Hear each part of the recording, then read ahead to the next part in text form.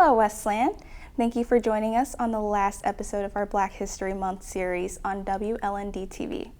My name is Tori Scott, and I'm an avid member of our community, and I am here with our wonderful guest, Mike Ross, whose stage name is Real Trey Mike, and a Westland resident and aspiring police officer, Troy Watson, and an award-winning spoken word artist, Lauren Sowell.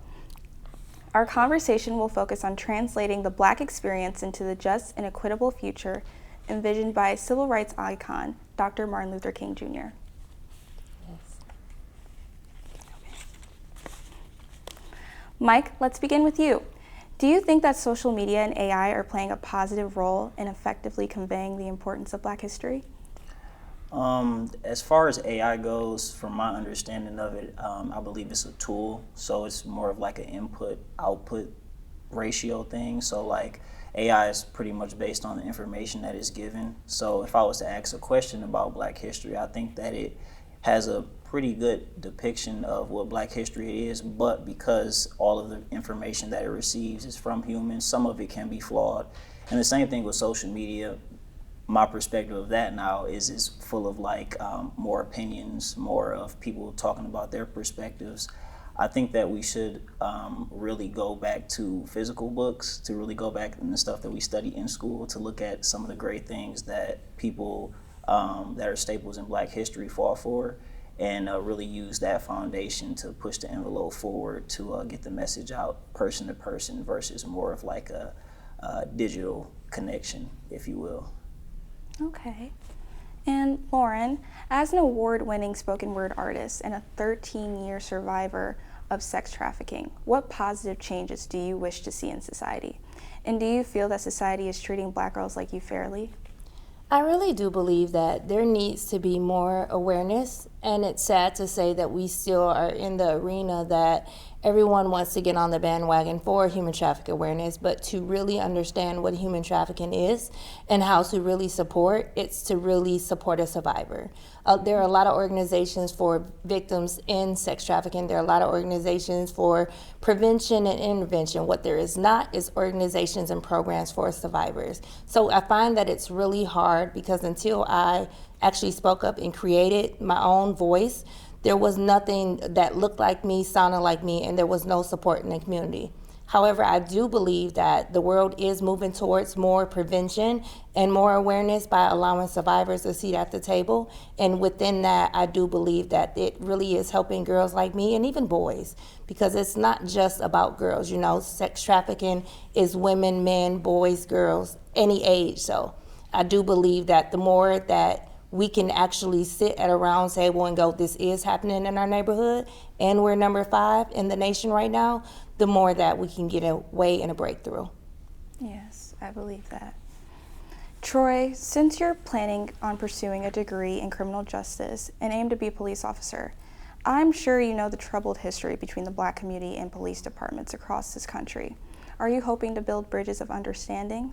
Absolutely, I do. I feel like if we take accountability and focus on the past and know what we did, know what police officers did, and we just move forward with that.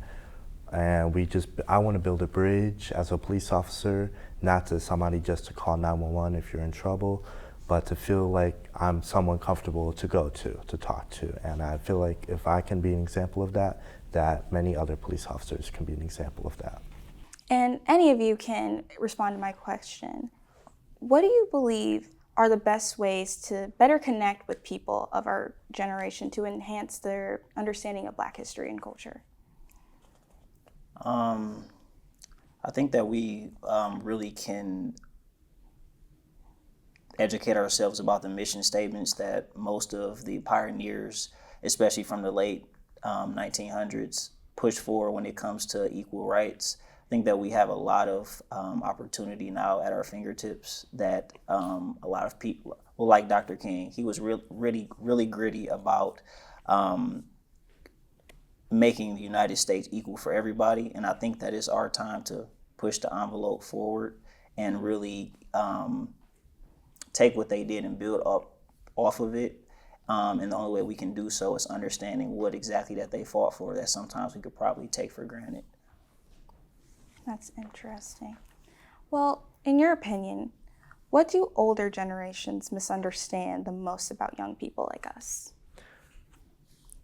I feel, go ahead. I'm sorry. I feel like older generations feel like that we don't care most of the time about like a certain topic or about the world, but I feel like we do deeply care about the situation of the world right now in Black communities or white communities. And we just need to express ourselves and be more confident. And Lauren? I believe that voices matter, and in that nonverbal communication is still communication. A lot of times I do believe that most children are often misrepresented in how they act. They may be judged, or it may be that cry for help that most people don't understand. One of the things that I've noticed in our community, even with my generation, they took away dining room table conversations. And within that, now you have younger generations who they don't know what it is to sit at a dining room table. They don't know what it is to sit with a family and have a family gathering anymore. So to really bridge the gap would bring back in those dining room conversations. Ask someone how their day is doing. It's no reason that you can't be nosy when you feel like something is going on with a family member. We've gotten so far away from the see something, say something, that things are happening in our own faces, and we pretend that we don't see it and we say nothing. So bridging the gap is speaking up, not just for you, but for your younger generation, and especially the younger generation. The thing that I love most is Gen Z is bold. I have an 11-year-old who will speak his mind to anybody, and it's that authority that we need and honestly to take back. It's having that tenacity to say, hey, you may think that I'm younger and don't know anything, and I may be older and may not know it all, but if we can come together in a common middle, we all win. I agree. Do you believe that media and entertainment have accurately portrayed Black history and relevant experiences? And why do you think that is? I feel like media sometimes goes too far in the negative in Black history with, let's say, for example, police brutality and other stuff that happened to the Black community that was not right. But I feel like we need to focus on what the Black community has done and the positives that the Black community has portrayed. And if the media focuses more on that, I feel like that would be better. And Lauren, would you like to take a minute or two to share a Black History Month poem? Absolutely.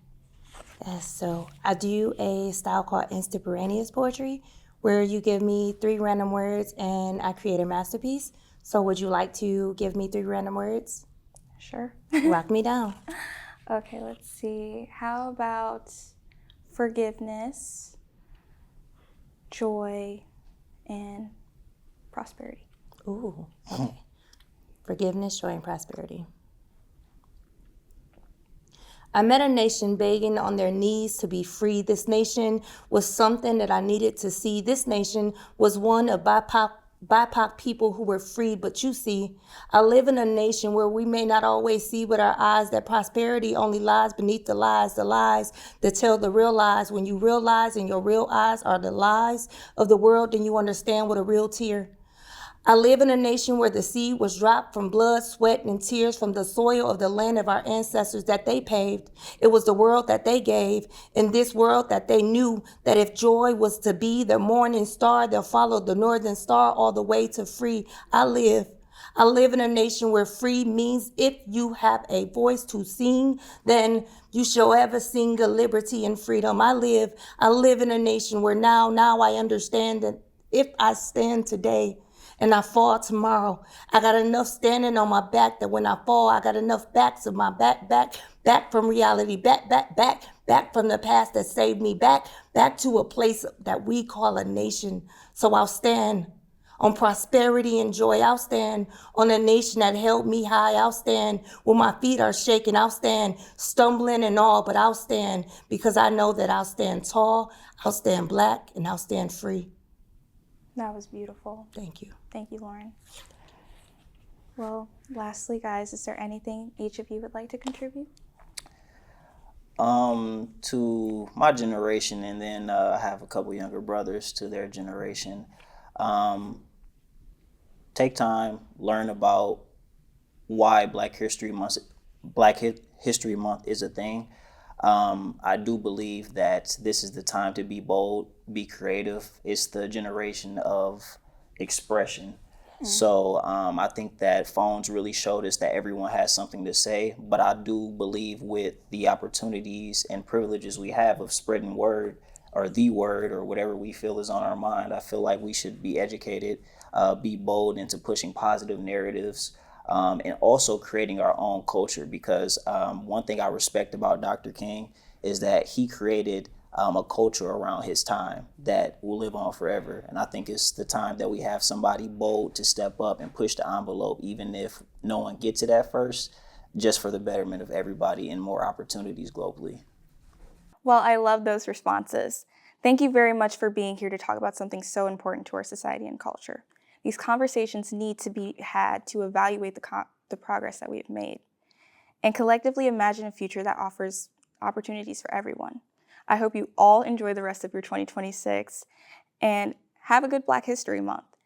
Thank you, Mayor Kevin Coleman and Community Engagement Director C. Pascal for this inspiring Black History Month series. Until we come your way again, from the Westland Community Engagement Department, stay engaged and keep fostering neighborliness and dignity.